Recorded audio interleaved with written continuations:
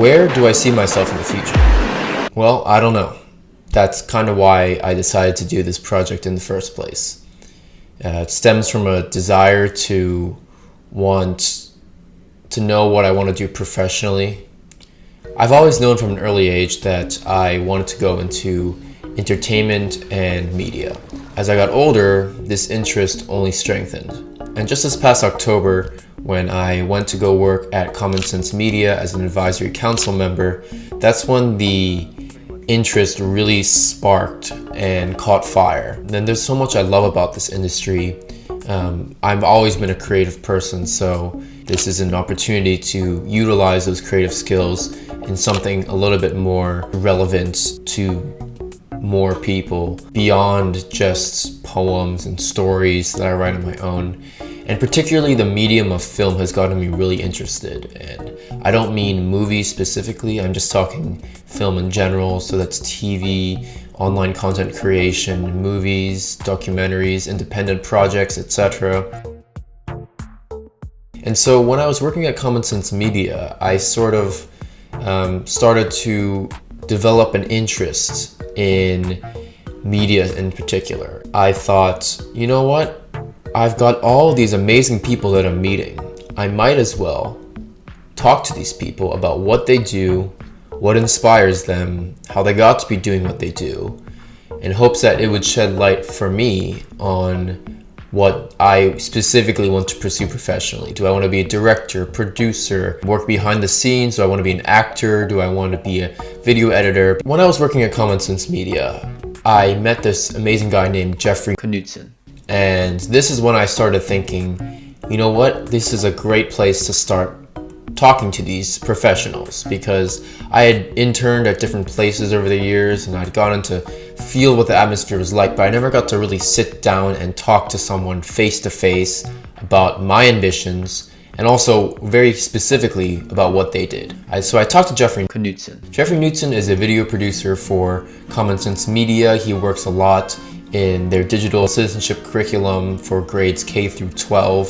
So he makes a lot of educational content and he has a very creative voice in the kinds of educational content they're creating for kids in basically anywhere from elementary school to the end of high school. So my age demographics actually included in that. So it was really interesting to see not only what kinds of content he was creating and what kinds of thought he put into what he was creating, but also I'm sure over the years he's had to study the different age demographics, including mine, and he's probably come to some really groundbreaking or at least very intriguing conclusions about kids like me. I came out of high school and went into college to study writing, mostly nonfiction writing, journalism, and then out of that found my way into teaching. There was just a cool opportunity that I came across, and it just seemed like an opportunity I couldn't turn down. I thought, you know, why wouldn't I want to go work for this really cool organization, right, and do some really interesting work that is kind of a once-in-a-lifetime opportunity. Right. I knew that if I didn't take that opportunity, that another one like it wouldn't probably ever show up. My role is specifically with Common Sense's education team, so all of the offerings for schools and for teachers. And a lot of what I do there is I would work with the curriculum team. And I see my role really as that of a translator. Because a lot of times experts have these ideas or they have this research, right, but it often doesn't come across in ways that the average person would understand. So I see it as sort of like, not to use an outdated term, but a middleman. There are a couple things I did like about what Jeffrey did, which is, number one, he was working for a good cause. And I always appreciate people working for a good cause, especially in entertainment, because there's a lot of negative influence out there. And I do think it's very important that if you're going to go into entertainment or the broadcast industry or education, and you're going to be influencing other people, it should be a good influence. Other times I'm coming up with the concepts, the video series that I'm working on right now. I'm doing my own research, or I'm relying on the research of others and then taking those ideas and trying to boil them down into comprehensible videos that are simple and easy to understand.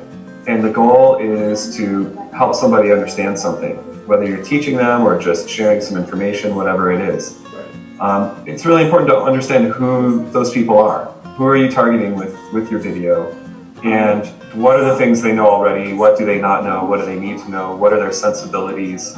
What types of things would appeal to them? What types of things wouldn't appeal to them? These are all the things you need to know. So we're always trying to think about our audience anytime we're creating a video. And then regarding I guess younger generations, so not people who are 17 to 25 or more, younger teenagers and also kids. What would you say are some of the messages typically that you like to send to people in that age demographic? A lot of the videos I worked on this past year were digital citizenship. Mm-hmm. So, looking at all of our digital topics like media balance, cyberbullying, online safety, privacy and security online. So those are the kind of the topic areas that we're looking at. The current videos that I'm working on are aimed at helping young people get engaged to vote. How are young people getting information about voting and the election? And what are some of the pitfalls around the media landscape that are there? And so we're trying to help young people understand a little bit of the media that they're seeing around the election. For instance, if you voted before, you might know what an October surprise is. That's sort of a media event that happens every October before an election where one candidate or both candidates will try to drop some news in the media about dirt that they have on the other candidate. Right. And it's something they've had for a long time and they're sitting on it and they're waiting for the right moment to try to get a surge in the polls. Right. Well, that's sort of a political trick. And if you've never voted before and you've maybe not participated in an election before, you might not know that that's what's happening. Yeah. And that's a media event. So as a media literacy organization, we want to help young people understand what that is. Everything he was doing was converging into a singular cause, which seemed to be the healthy upbringing in the 21st century of kids in my generation, which I think is a super important issue, and I certainly think it's a matter that definitely needs working on, and I really admire Jeffrey for that. So video production is full of obstacles. Yeah. It's just one obstacle after the next. It's really hard to make a video, and I think a lot of people don't really realize everything that goes into video production. We live in such a video saturated world where everyone is making these short videos of themselves all the time, and that's great, but I think there's a big difference between something you can film yourself and throw on YouTube or on TikTok or wherever, and a really polished professional video. Your audience starts in one place and you want to bring them to another place. Right. And how you get from point A to point B is all in the narrative and the script and the direction of how you're going to shape that video. Right. And so there's so many aspects. Typically, how long are your videos? Is there a usual runtime for those? It really depends on the video that we're making and the need and the audience. Like I said, when we were making videos for kindergartners, our videos were about 1 minute and 20 seconds long. Right. Maybe a little shorter even. Yeah. If we're making a video for YouTube, specifically for an older audience on YouTube, sometimes that video might be really long, 8 to 10 minutes. And interestingly, some of that is driven less by audience and more by YouTube metrics. We know that YouTube's algorithm favors longer videos. Right. And so that is going to get us more views. It's going to get us more watch time. I don't necessarily want to make videos based on what YouTube or some other corporation is telling me their metrics should be. Yeah. But that is sort of the world we live in right now, is you have to just not only think about your audience, but you have to think about distribution. How are you going to get it out there? And sometimes the distribution can, in some ways, drive the format of the video. For me, it was really interesting to see what it was like from Jeffrey's perspective to be able to dictate different decisions. He was really quite involved in the creative process, and I really admire that as well. In order to be a good video producer, you need to be a good writer, and I think you should be a good educator too. You don't have to have been a teacher, but I think it's important to understand some of the fundamentals of teaching and what it takes to help, again, bring someone from point A to point B. The way I think the best way to bring someone from point A to point B is through a story or a narrative of some type.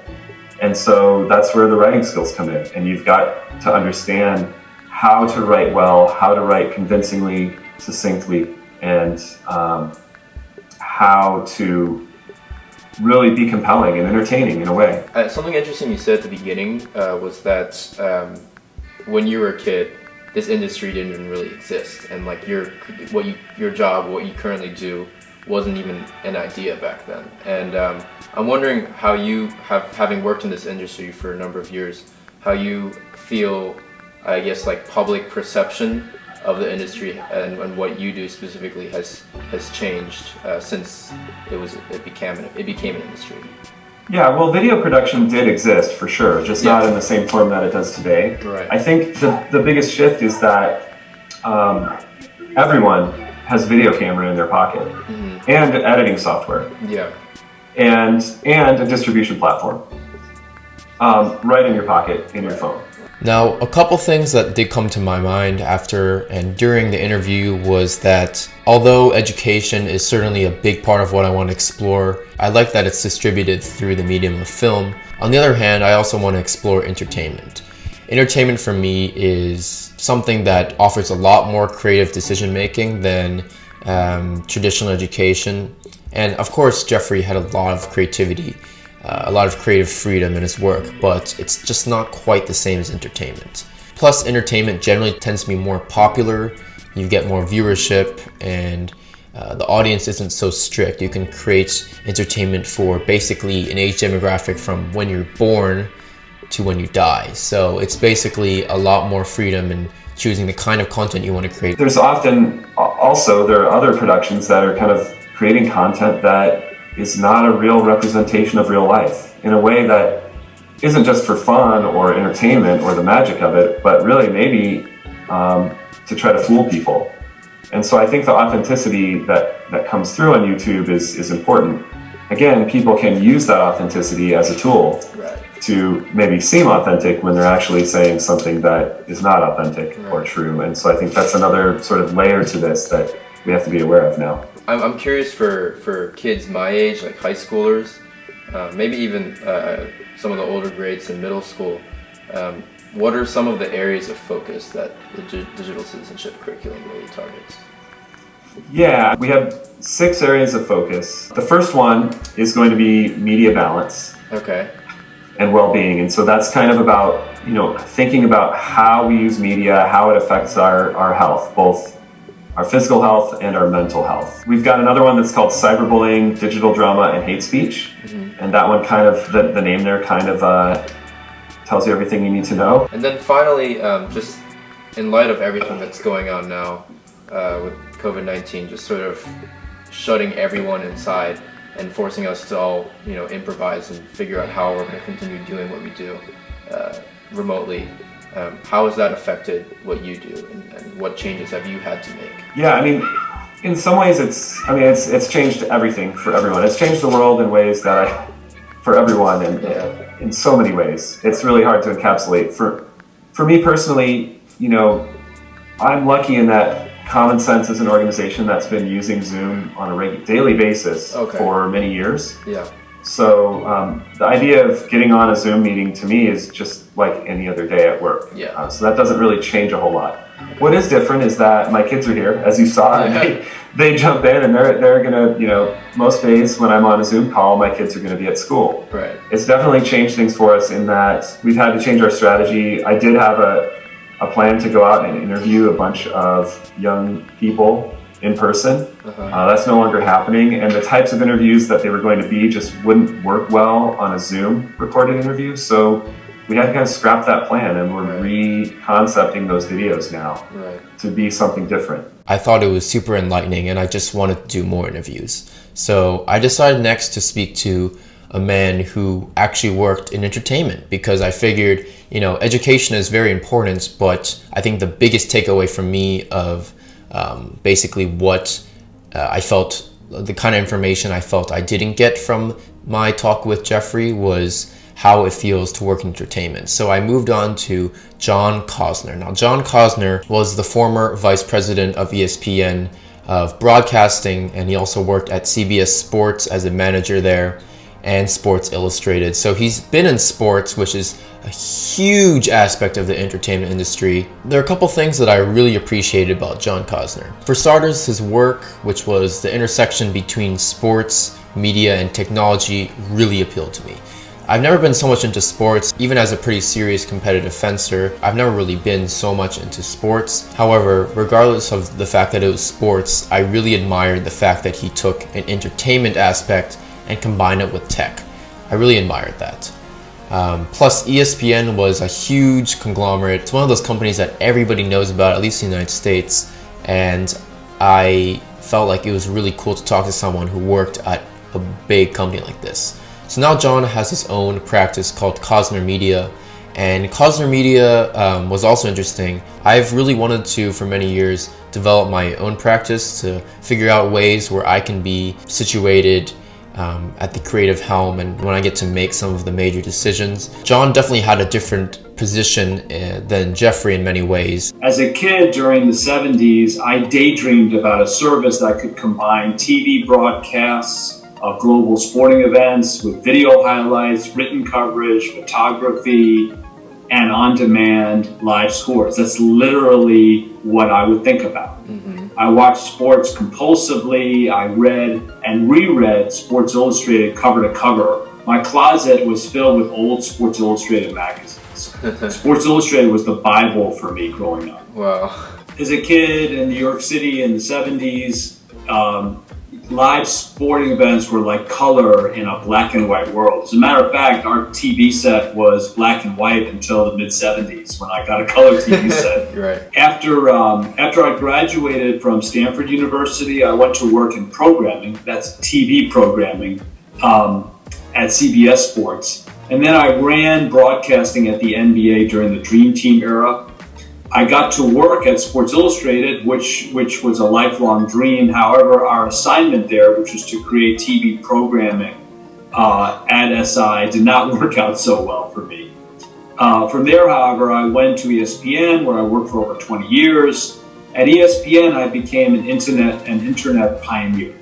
I was actually able to create the products that I had dreamed about as a kid.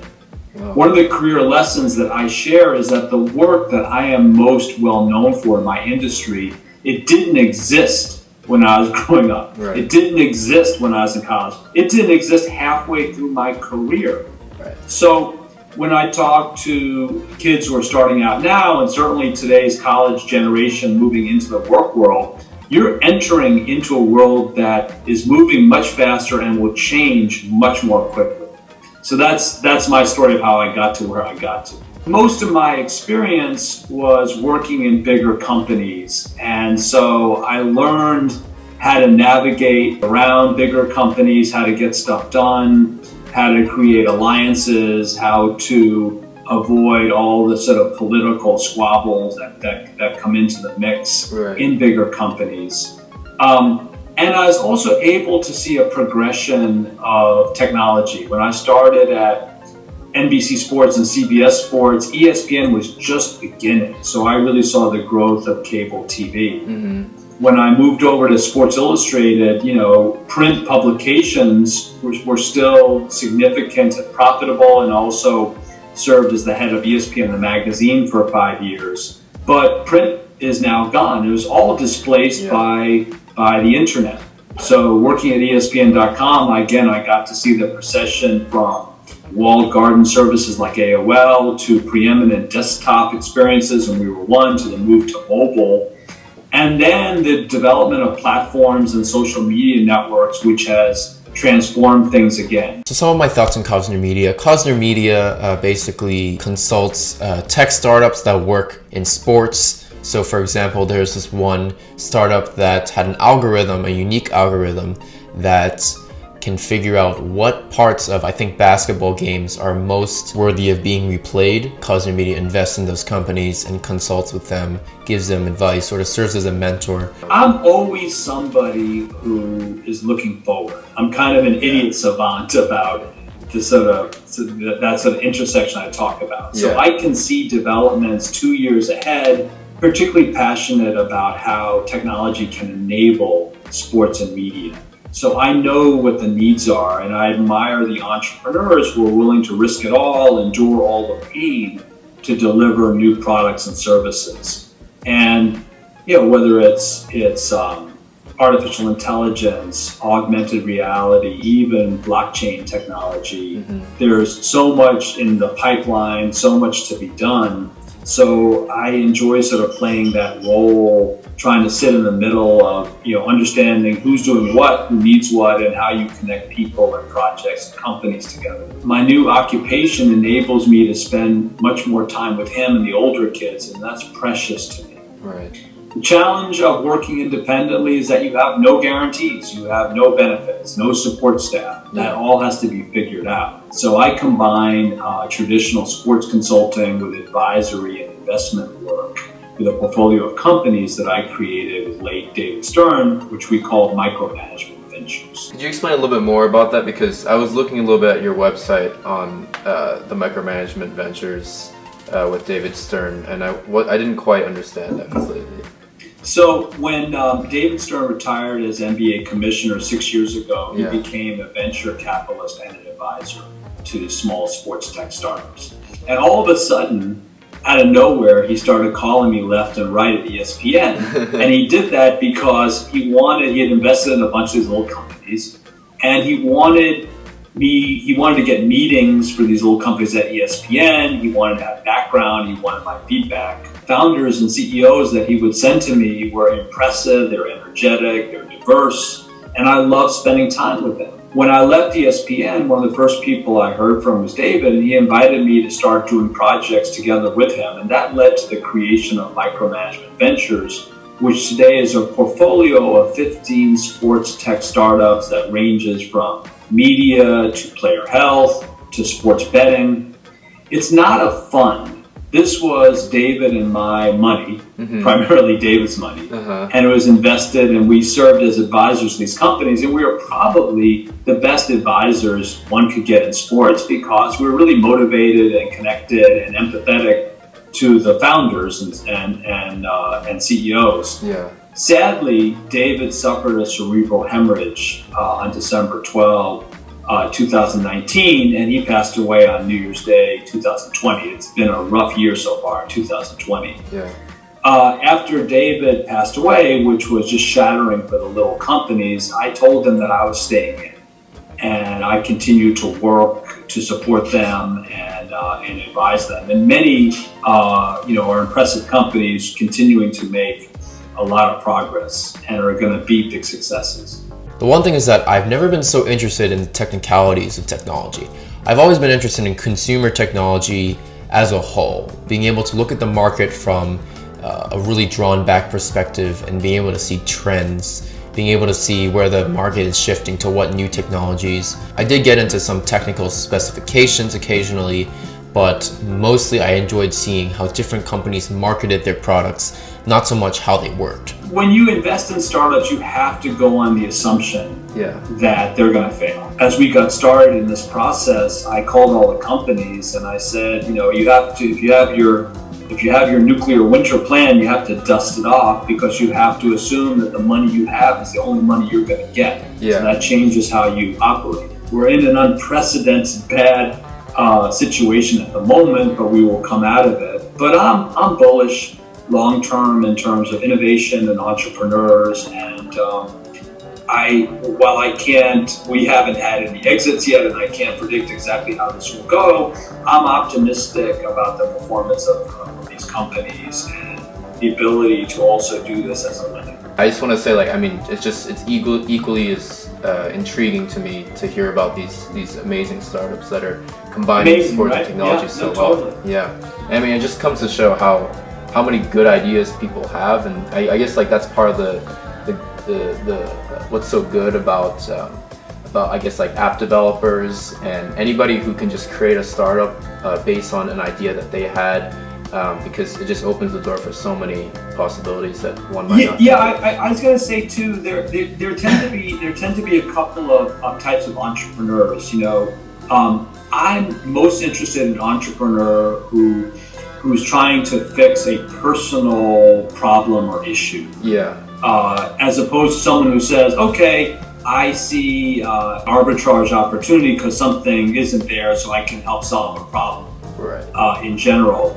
People who are sort of passionate about the problem they're trying to solve, they're they're fine getting up at 1 o'clock in the morning Yeah. to deal with something because they care about it personally. So that's another one of those criteria that I look for.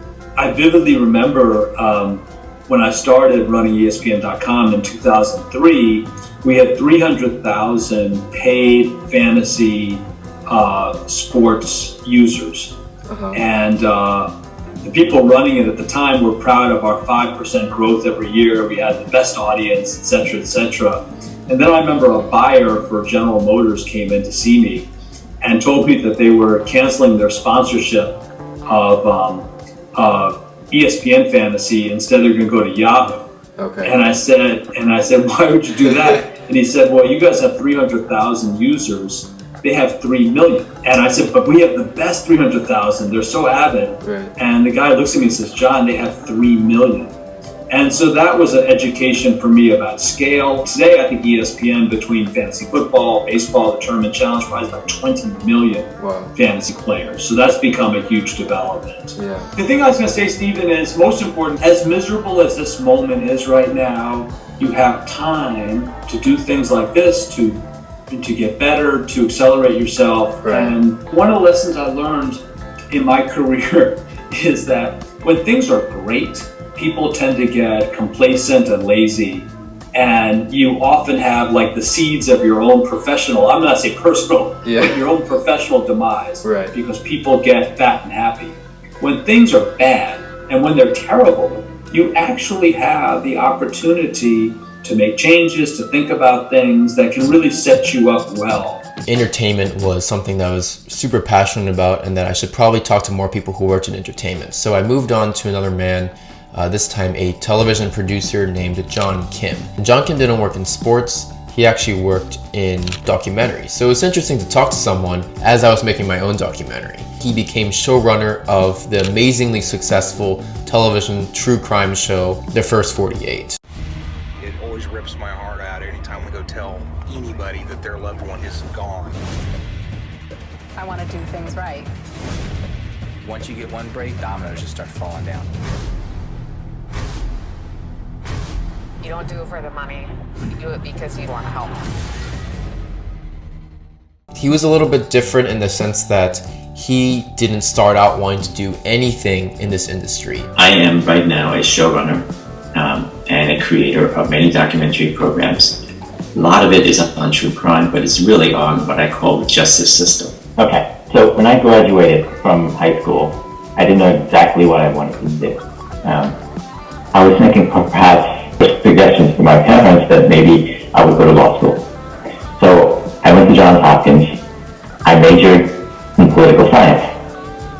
And after a year, I realized that's not what I wanted to do. What he wanted to go in at first, I think, was a lawyer, but after a while he realized he wasn't going to do that and moved on. As a part of sort of learning how to be a storyteller, I became very interested in film.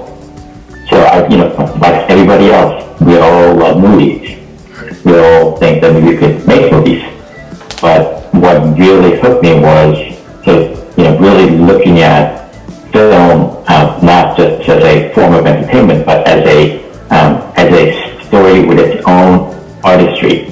So I looked at films by Hitchcock, by Truffaut, Scorsese, and the French New Wave, American independent movement in the 1970s, things that really, really excited me. So it was certainly a very different perspective to hear from someone who started out for the first 25, 6, 7 years of his life not even thinking about doing what he currently does now, what he does for a living, and what he's been most successful at. I actually started taking courses in New York City at places like School of Visual Arts, Film Academy, as well as volunteering for film production, both on the production side, being a production assistant, just basically doing anything that needs to get done, right? As well as volunteering to edit, to help editors edit their films. So I volunteered for free on this short film. It's a 15-minute film, it's a narrative film that this guy named Jake Paltrow directed. And it's a comedy. And Jake Paltrow now is a Hollywood director. And it starred this then very unknown new actress named Gwyneth Paltrow, his sister. And then, of course, back then, it's like, okay, well, she's a funny actress, and never knew that she was going to be big. In the summers between years, again, I did volunteer work. I actually ended up editing a feature film, narrative feature film, again, for nothing. Like, I think I get paid like $100 a week, something really ridiculous. For me, I did all that, but I also knew that once I'm out of school, it's much easier to get jobs if you know how to do one thing well. You know, some of my classmates went to cinematography, some of them went to the directorship, some of them went to being a producer. I went into editing. So while I was in school, I volunteered to edit my classmates' films. During the summer, I worked in New York, working on different projects. So after the end of 2.5 years, I came back up to New York because I needed to work, right? I got a job editing a television program here in New York. I wasn't quite satisfied with being an editor because being an editor in television and films, you're very much a storyteller because you're taking all these things that's been shot, as you will do in your documentary, and put them to the best way possible. But you don't really have a say from the very beginning as to what you're going to film. But I wasn't necessarily satisfied with that, so I ended up moving from being an editor to being a producer. In television world, a producer is equivalent to being a director in the film world. You're the main creative driver. Crime and investigation program. It's not necessarily because I chose to do that, but that's when that genre of crime, true crime, and investigation genre was really like coming into being, right? Yeah. And it's very much character-driven, plot-driven. There's a beginning, middle, and end. There's a good guy, bad guys, whatever. It's very much a story. You know, crime stories that are archetypical stories. They go back to the Bible, right? Cain and Abel. There's a crime, there's an investigation, and then there's a resolution. Whether there's a justice or not, whatever, there's a resolution. Proliferation of these small digital cameras allowed many more productions to come into being, and also allowed more of what we call a fly on the wall documentary filmmaking, where you're there to observe things. You're not there just to sort of set things up, do an interview, but you're there to sort of follow what's happening. You know, in documentary world, that's called cinema verite or observational filmmaking. So because of that technology, I was able to create programs that just follow what was happening in the real world. And one thing that I was really interested in was following real life homicide investigation.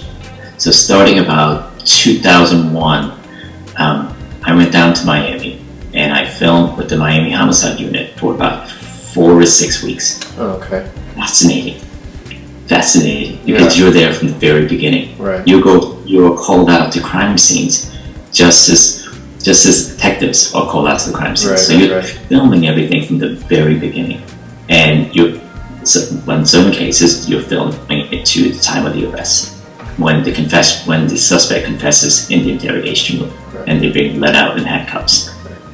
And all the things in between, the investigation, looking at the clues, figuring out what it means. It really is in many ways just like the movies. Right. Just like the movie. So I created this program called The First 48 back in 2003. I did it as a pilot. I decided I should watch a bit of this show as well, see what it's like. Well, I just watched the first 48 full episode, and wow, it's a lot like a lot of other crime documentaries that I've watched. But, you know, like John said, this was the first of its kind, and nothing like this really existed before. So I really got to say that the number one thing on my mind is how dramatic it is. It really, like John said, exactly is like the movies. I really feel like, you know, everything is really dramatized to the point where it really feels like you're watching a story. It really feels like there's an antagonist or protagonist. There is a problem, and then the way that they do the cinematography is in such a way that you really feel like they're almost actors. Like some of the angles they get, some of the audio they manage to get. I mean, I understand this is the police that they're following, so they, I guess, have understandably a lot of intel, but it's just really quite interesting to see how you can take something that would normally be just a camera following a guy around and turn it into like a real, like, meticulously crafted narrative. And I think that's wonderful and a really good way to do crime documentaries. I made a pilot, I delivered them a cut. They thought they really liked it, so they ordered it to a season, a full series. I made 13 episodes that premiered in June 4, 2004. It did very well. If you think about it, before that, it's really documentaries have been always about, like, pretty much like sit-down interviews. They're very much sit-down interviews driven, and it's more about ideas rather than what is unfolding literally in front of the camera. Right. It was one of the first big shows that really opened up the true crime genre. As you know now, there's so many true crime films and series. Oh, yeah. You know, not only in the cable side, but on all those streaming platforms like Netflix, Amazon, etc., etc. So when I made that program, I was a producer. But because it was ordered to series, I was given a opportunity to be what we call a showrunner, which means you're basically in charge of the whole program. So I was a showrunner for season 1, season 2, season 3, and then I wanted to branch out to do other things. So I actually hired the showrunners to work on the first 48 while I made other programs. I was really fascinated with what he did because he was showrunner of the first 48 for the first 3 seasons and then decided to do something else. So he hired the new showrunner. Not only did he have a creative voice, but when he decided that he wanted to pursue other projects, he was actually in charge of hiring someone else to replace him. And so he really got a very involved role throughout the production of the television show. It's still going on now. It's on its like 19th season or something crazy like that. And that really appeals to me. It really was when I was about 26 and 27. Right. And I always started thinking that I really love movies. I really wanted to be a filmmaker. At that age, deciding this is what I'm going to do for the rest of my life. Right. You know, some people make that decision when they're 18. Some people make that decision when they're, believe it or not, in their 40s. Right. But I made it when I was 26, and it's a decision that I'm very, very glad that I made. Okay, so I have a few questions based off of that. At that age, at that point, when you were 26, 27, and you said, okay, I want to pursue a career in filmmaking now. How did your parents take it? Because you said before that they had wanted you to go into law, and you didn't feel that that's something you want to do long term after a year. So how did they really react, and how did they support you, etc.? As much as my parents thought that going into law would be a good career for me, that it's stable, then being a lawyer is a respectable profession, and it is. They were very supportive of what I wanted to pursue. And they recognize the fact that, you know, it is professionally risky to go into creative writing or go into filmmaking. You know, I mean, as parents, you want to support your children and their choices. Right. So my parents are very supportive of that decision. Yeah, when you presented the pilot of the first 48, it told the story in a way unlike any sort of documentary had done before. And then that from that point onwards, the sort of true crime genre emerged into a multitude of films produced by a number of people, but that the first 48 was sort of one of its kind at the time. Were you only able to come up with an idea like that after having been in the field and observed people and done various kinds of work for so long that you had just come up with a different way of doing it? Or part of it is that sort of observational documentary filmmaking is a important genre within documentary history that go way back. Cinema verite is a term that came from filmmakers in the 1960s, what they call more observational filmmaking. To be able to dictate the major decisions that go on, to be able to pursue other projects when I please. Of course, I understand this is not something that you get right away, as with John's experience, but I definitely think that that's where I want to be headed. So after talking to John Kim, I decided to move back to someone who also worked in sports. But this time, this man's name was Michael Weissman. So he was, I think, the most helpful mentor for me. He gave me a lot of advice, a lot of personal advice, as you'll see in the interview. And he definitely gave me a lot of confidence in the whole process. I mean, the idea of going into entertainment is on its own a very risky move, in the sense that there are many people who never make it big in industry. But Michael made it seem a lot more doable to me. My name is Mike Weissman, and I spent over 40 years in the television production business. Most of it in sports, and most of it covering live sports. So I started right out of college. I was very lucky to get a job in the broadcasting industry right after school. I started at NBC at 30 Rock in New York. I got an entry-level job at NBC as a page and tour guide. I literally, with a college education, used to take people on tours around the building. I'd say, this is the radio studio. This is where Johnny Carson has his show.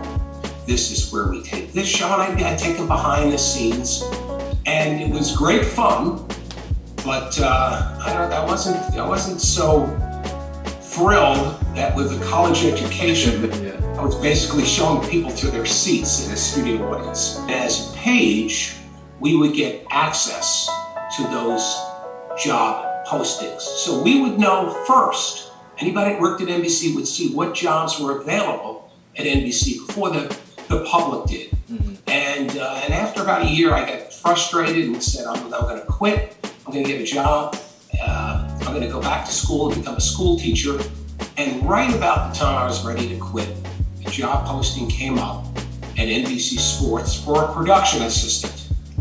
And I played baseball at the University of North Carolina, and I studied communications.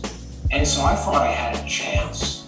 And sure enough, I got the first assistant to the producer job. And that was like many entry-level jobs, glorified gopher.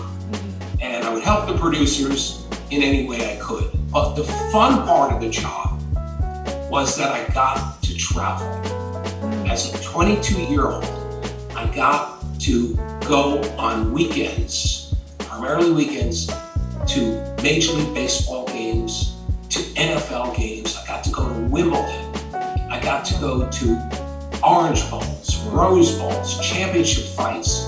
And it was a dream come true to be able to travel around the country, go to live sporting events, and be a part of the production.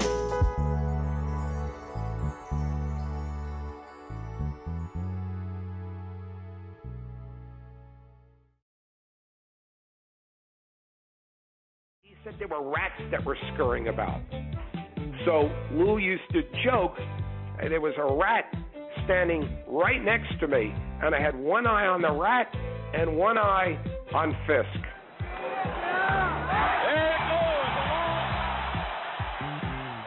It was like a legendary story where Lou said when the home run was hit, there was a rat standing right next to me, and Lou didn't even look up at Fisk. A lot of body English for Carlton Fisk. Watch it. Before 1975, most replays followed the action. You followed the ball. When I left NBC Sports, I had just completed 8-9 years of being executive producer of production for NBC Sports.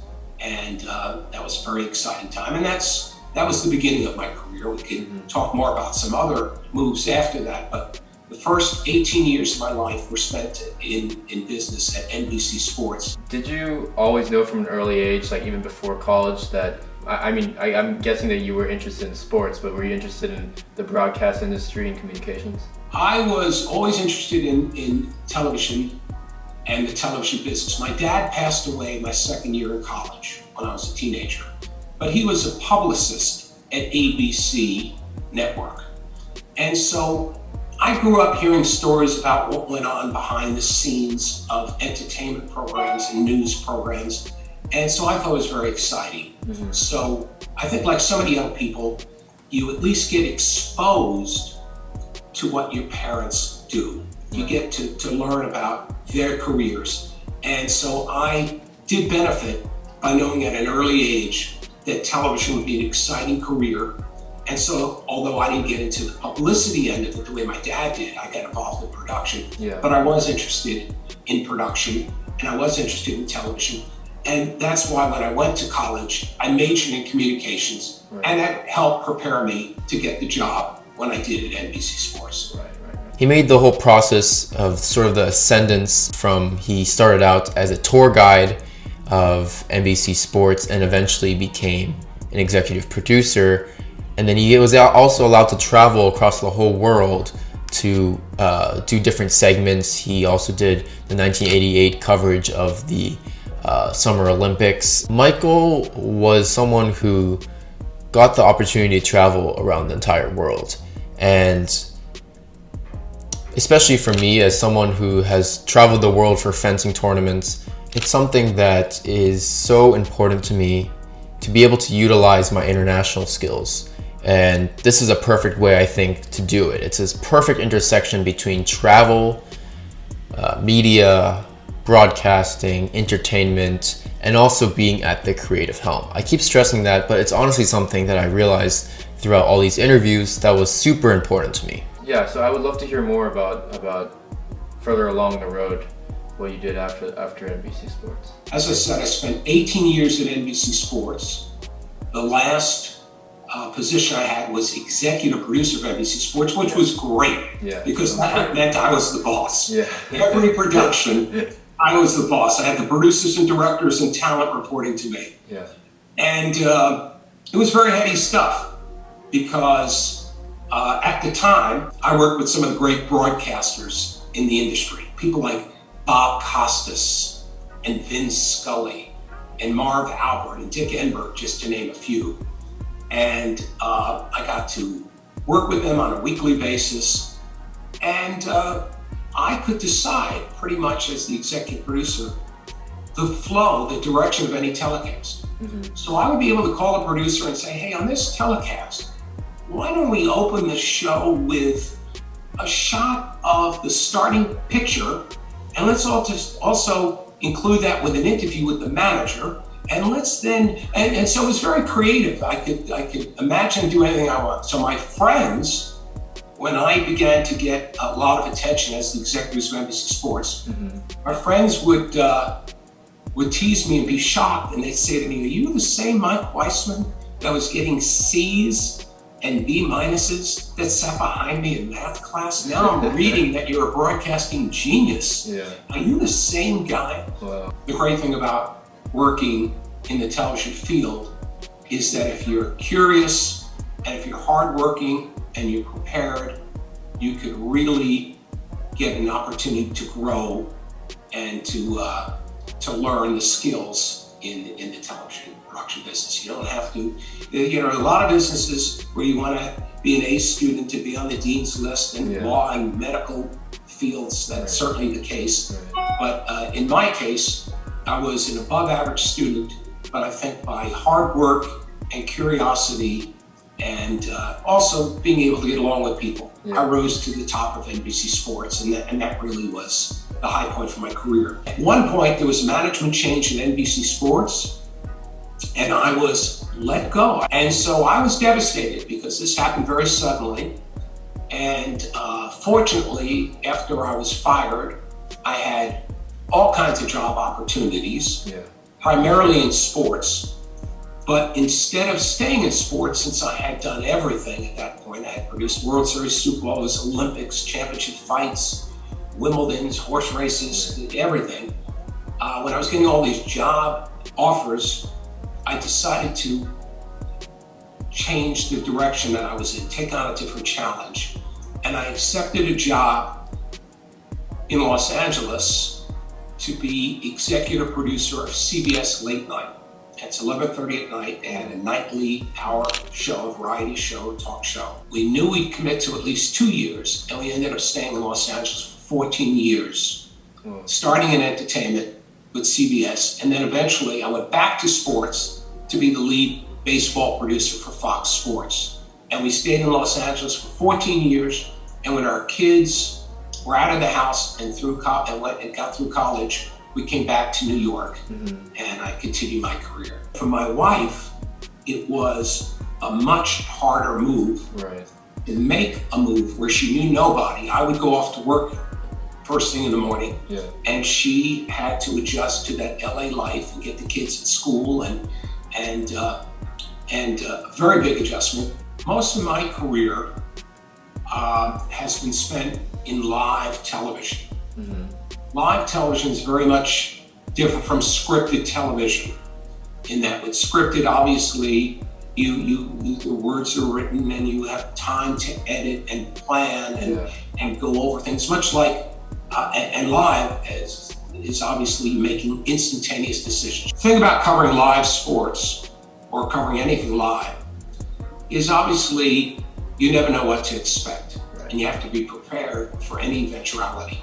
Certainly in the case of sport, you go in hoping for a good telecast, you hope for a close contest, and sometimes it doesn't work out that way. You could do a World Series game and it could be 10-0 in the first inning, or a Super Bowl and it's 28-0 at halftime. And then it takes on the feeling of a less than successful game.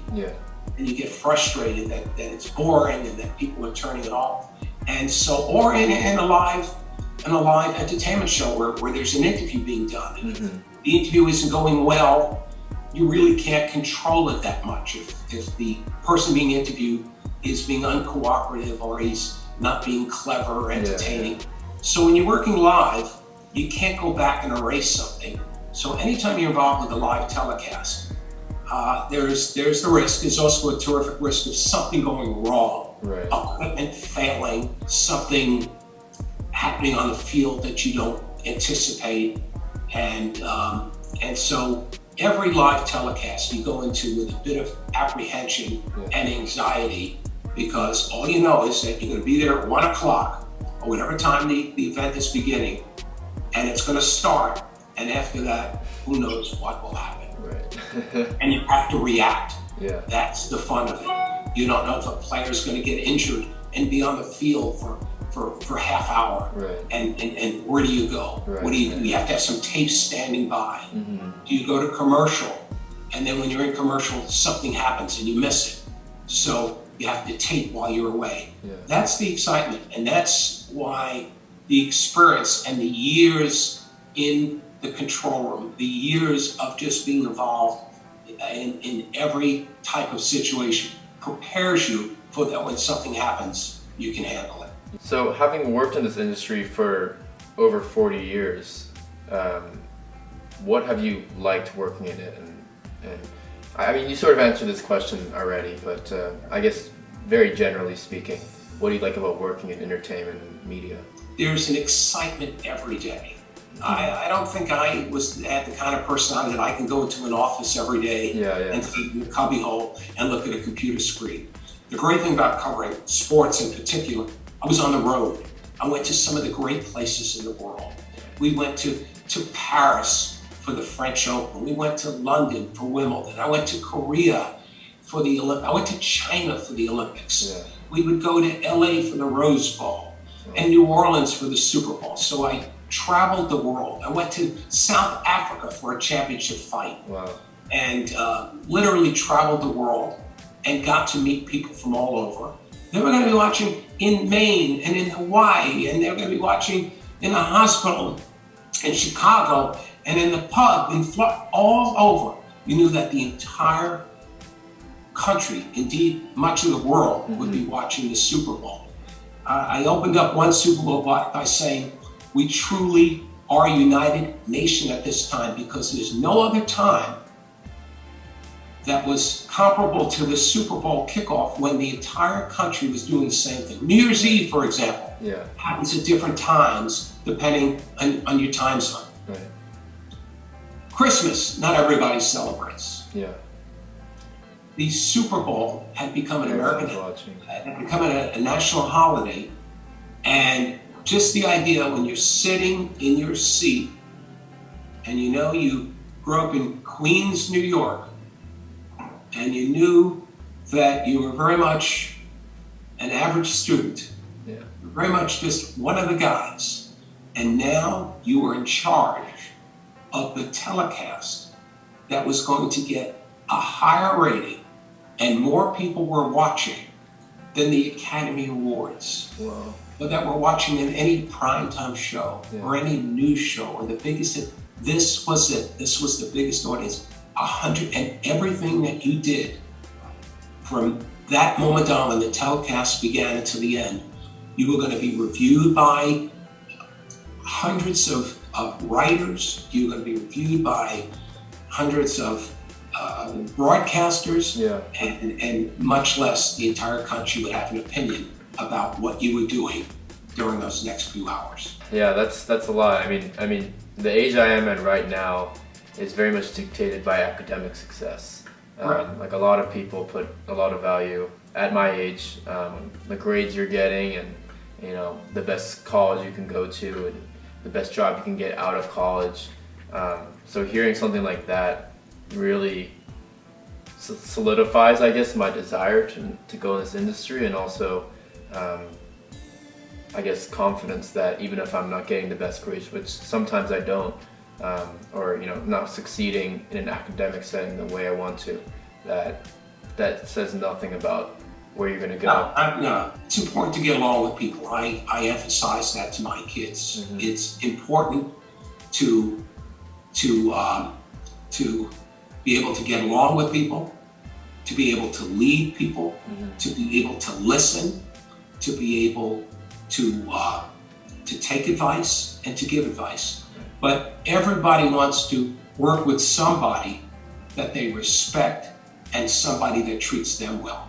One of the things that I had a reputation for is looking at a game or looking at a telecast and saying, it's always been done this way, but why don't we try this? And sometimes it worked and sometimes it didn't. But I got noticed and I got promoted. I was very early in putting mics on coaches. I put a mic on the third base coach when he went out to visit the pitcher, because I was curious. I wonder what he's saying during the game.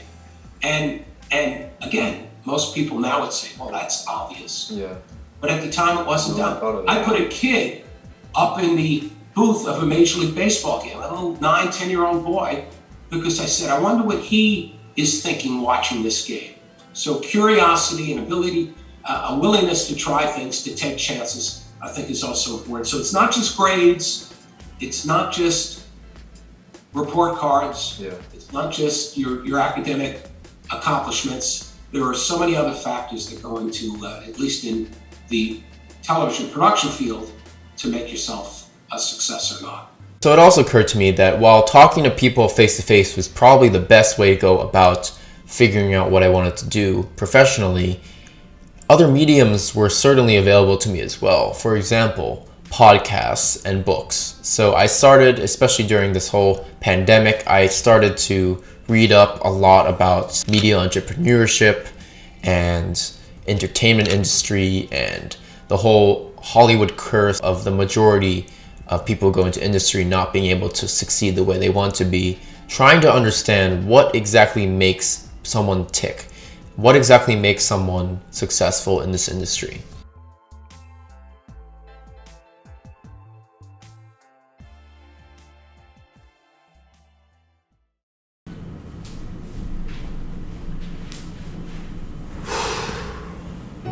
Well, what did I learn?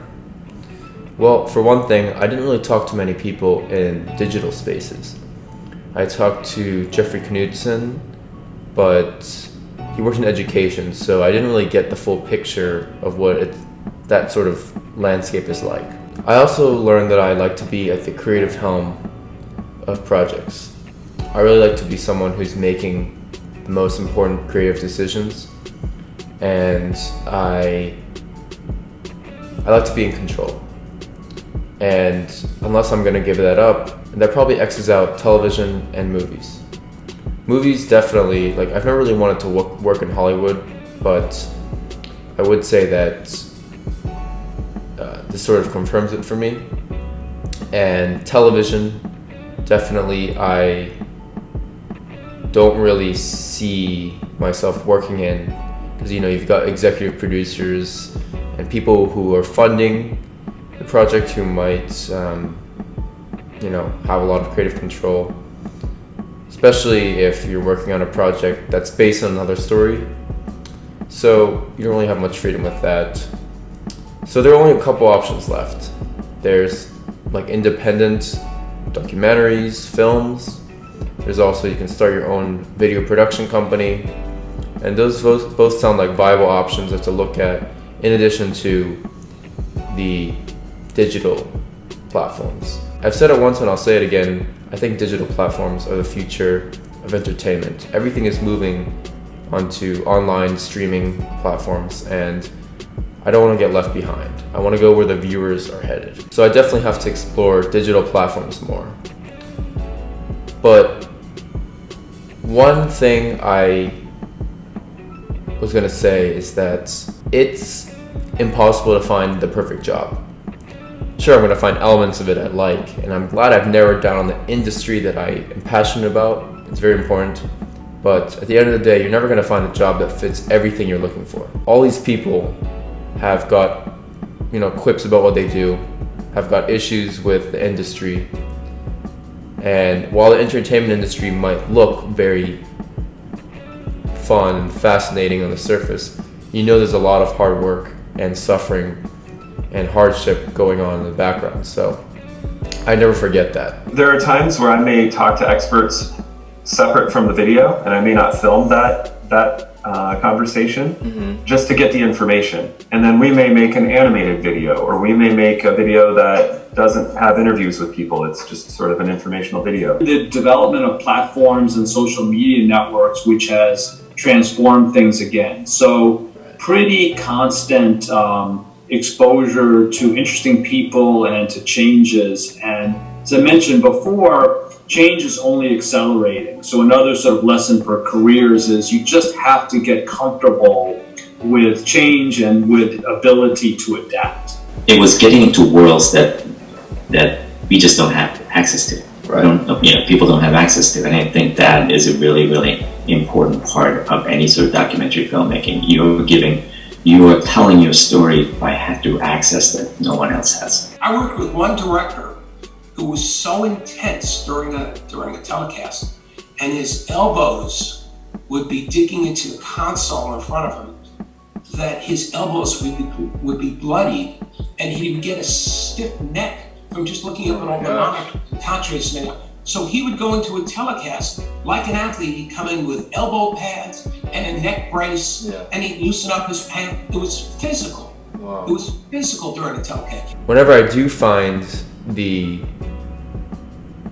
job that I'm going to end up working at, I should remember that not only am I equipped with the knowledge I've amassed during this project, not only the people I've talked to during this project, but also, most importantly, the internal reflections I've done and the knowledge that I know, which is that there is really no perfect job out there. And so when you get an opportunity, you got to think long and hard about whether you're going to take it, because another one might not come out. And this goes for anything that you want to do, not just film. Any industry that you work in is going to have its problems, and you're going to have to be ready, if you want to work in that industry, to face up to those. The entertainment media industry is full of problems, and me going into it, I think, speaks volumes about the kind of person I am, in the sense that I am ready to take on a lot of the challenges that a career in this industry presents. The best way to find out what you want to do professionally is to talk to people in industries that you're considering. For me, that was digital media / entertainment. Whenever I say media to people, they never really understand what I mean by that. What I mean is that I enjoy creating content that is going to be watched by other people. I enjoy broadcasting and distributing my own work to other people for them to consume. I have a certain creative drive that enables me to not only take a lot of pleasure in what I do. Certain other people would definitely find this tedious, but I find it fun the whole time. You have to also make sure it's not something that you just consider a hobby. I find big blockbuster Hollywood movies super entertaining, and I have a hobby of watching and keeping up with various franchises. But personally, I would never want to work in the Hollywood industry. So it's just a balance of figuring out what you like to do, but something that wouldn't turn boring or tedious if you did it for a living. And so I think I found a good balance, at least by talking to these people. It really solidifies my confidence that this is truly what I want to go into. I've definitely gone a very wide view of the industry now. I've talked to people who work in various points in the industry, who do all different things, but all successful people in their own ways. And for me, I want to be just like each and every one of them. To what extent is a different question, but talking to these people, being able to understand that's the way you pursue your goals. That is the avenue to ambition.